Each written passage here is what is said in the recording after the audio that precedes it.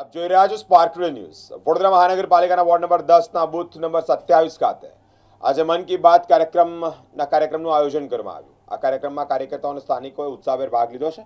કાર્યક્રમમાં વક્તાઓએ આદરણીય વડાપ્રધાન નરેન્દ્રભાઈ મોદીજીના સંબોધનની પ્રશંસા પણ કરી છે। વડાપ્રધાન દ્વારા સામાન્ય જનતા અને ગ્રાસરૂટ લેવલના કાર્યકર્તાઓના કામોની વિશેષ પ્રોત્સાહન અને નવી દિશા મળી રહે તે અંતર્ગત વાતચીત પણ કરી છે।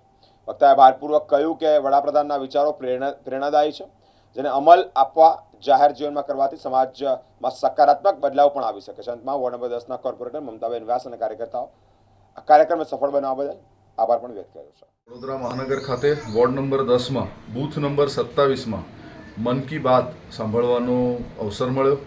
મન કી બાતના માધ્યમથી આદરણીય નરેન્દ્રભાઈ મોદી સાહેબે જે ખૂબ ગ્રાસરૂટ લેવલનું લોકોએ કામ કર્યું છે, કામને ઉજાગર કરવાનું કામ, એક નવી દિશા આપવાનું કામ, એક નવો વિચાર આપવાનું કામ એમણે કર્યું છે।